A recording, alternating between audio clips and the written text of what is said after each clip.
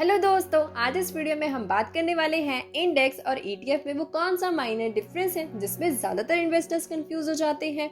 और वीडियो के second part में हम ये डिस्कस करेंगे कि हम कैसे प्रैक्टिकल एग्जांपल्स के थ्रू ईटीएफ को एनालाइज कर सकते हैं। तो वीडियो काफी ज्यादा इंटरेस्टिंग होगा, एंड तक जरूर देखना। अब हम वीडियो को स्टार्ट करते हैं। सबसे पहले इंडेक्स और ईटीएफ में वो कौन सा माइनर डिफरेंस है।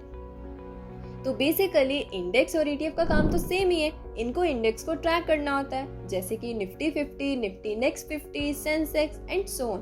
फर्क सिर्फ यहाँ पर है कि जो इंडेक्स फंड की एनएवी होती है, एनएवी का मतलब होता है कि जिस प्राइस पर हम उस फंड के यूनिट्स को खरीदते हैं। तो बेसिकली जो इंडेक्स फंड की एनएवी होती है उसका प्राइस पर डे फिक्स्ड रहता है। बट वहीं पर जब आप ईटीएफ को एनालाइज करोगे तो आपको ये देखने को मिलेगा कि ईटीएफ फंड की जो एनएवी है उसका प्राइस शेयर के प्राइस की तरह फ्लक्चुएट कर रहा है। ये है वो माइनर सा डिफरेंस इंडेक्स फंड और ईटीएफ फंड के केस में। आई होप अब आपकी क्लियरिटी जो है वो काफी हद तक हो चुकी होगी। अब हम वीडियो के सेकेंड पार्ट में प्रैक्टिकल एग्जांपल्स के थ्रू एनालाइज करते हैं ईटीएफ्स को। सबसे पहले मैंने यहाँ पर दो तरह के ईटीएफ्स लिए हैं। पहला है इंडेक्स ईटीएफ, दूसरा है सेक्टर वाइज ईटीएफ। सेक्टर बहुत सारे हो सकते हैं, banking, IT, pharma, health care, gold, silver and so on. ये आपके ऊपर डिपेंड है कि आप किसको एनालाइज करना चाहते हो।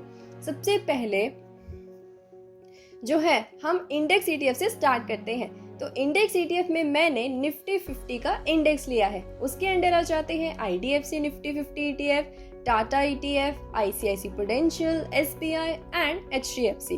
पहला पैरामीटर जो कि आपको एनालाइज करना है वो है एयूएम। एयूएम का मतलब होता है एसेट अंडर मैनेजमेंट, मतलब कि उस फंड को मैनेज करने वाला मैनेजर कितने पैसों को मैनेज कर रहा है उसको बोलते हैं हम एयूएम। एयूएम जो है उसका थंब रूल ये है कि वो 1000 करोड़ से ज्यादा का होना चाहिए। सेकेंड पैरामीटर है एक्सपेंस रेशियो।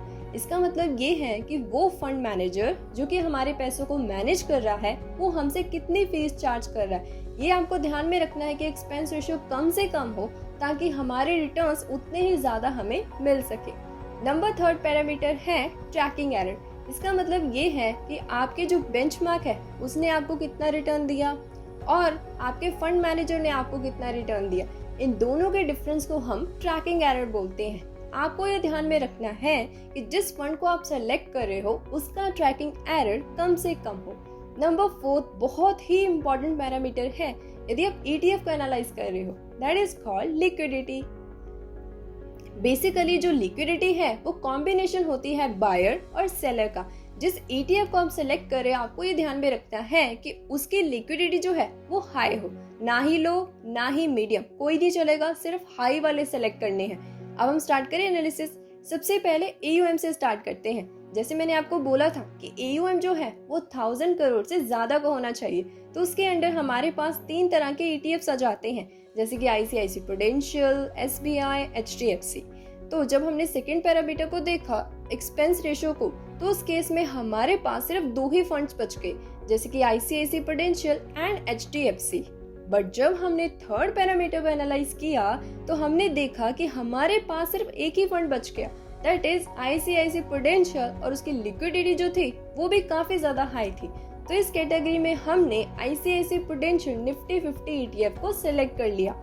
अब हम सेकेंड पार्ट में ये डिस्कस करते हैं sector wise ETF. Sector wise जैसे मैंने आपको बोला था कि बहुत सारे आ जाते हैं, बट यहाँ पर मैं बैंकिंग ईटीएफ को सिलेक्ट कर रही हूँ। तो बैंकिंग के अंडर भी बहुत सारे ईटीएफ हैं, जैसे कि SBI Nifty bank ETF, ICICI Prudential Nifty bank ETF, ICICI Prudential private bank ETF and fourth one is Kotak Nifty bank ETF.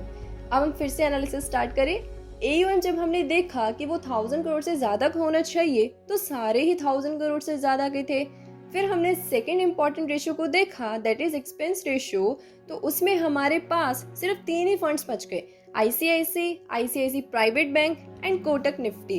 फिर जब हमने ट्रैकिंग एरर को देखा तो हमारे पास सिर्फ एक ही फंड बचा, that is ICICI Prudential Nifty bank ETF. फिर जब हमने इसकी लिक्विडिटी देखी वो भी काफी ज्यादा हाई थी। तो सेक्टर वाइज ईटीएफ में हमने ICICI Prudential Nifty bank ETF को सिलेक्ट कर लिया। तो इस तरह से आपको इन छोटे छोटे पैरामीटर्स के बेसिस पर ईटीएफ्स को सिलेक्ट करना है। उसके साथ साथ आपको ये भी ध्यान में रखना है कि जिस ETF को आप सेलेक्ट कर रहे हो उसका फंड मैनेजर कौन सा है, कितने टाइम से वो फंड को मैनेज कर रहा है, कितने रिटर्न्स उसने जनरेट करके दिए हैं। ये भी छोटी छोटी चीज़ें आपको ध्यान में रखनी है। तो आज इस वीडियो में इतना ही। आई होप वीडियो आपके लिए काफ़ी इंटरेस्टिंग एंड इन्फॉर्मेटिव रही होगी।